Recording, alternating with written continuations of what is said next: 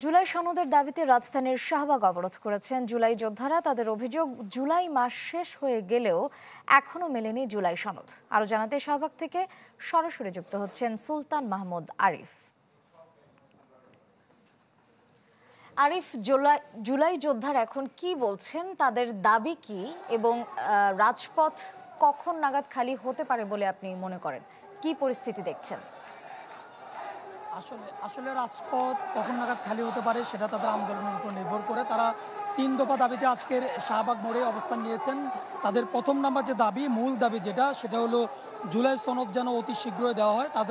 তারা বলছেন যে জুলাই মাস শেষ হয়ে গেলেও এখন পর্যন্ত যে জুলাই সনদের যে বিষয়টি সেটি কিন্তু এখন পর্যন্ত সরকারের পক্ষ থেকে কোনো কার্যকর উদ্যোগ গ্রহণ করা হচ্ছে না।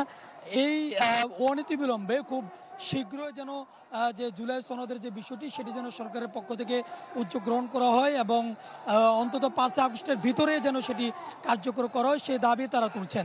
এবং সেই দাবিতে তারা আজকে ঠিক সকাল ১০টার পর থেকেই মূলত তারা অবস্থান কর্মসূচিটি পালন করছেন। এবং এই অবস্থান কর্মসূচিটি যারা পালন করছেন, যে জুলাই শহীদ পরিবার এবং জুলাই যোদ্ধা অর্থাৎ জুলাইতে যারা আহত হয়েছেন সেই পরিবারগুলো মূলত আজকে এখানে একত্রিত হয়েছেন। এবং তারা বলছেন যে তাদের দাবি যতক্ষণ পর্যন্ত পূরণ করা না হবে ততক্ষণ পর্যন্ত বা ততদিন পর্যন্ত তারা এখানে অবস্থান কর্মসূচি পালন করবেন এবং সেই অবস্থান কর্মসূচিটি চলবে।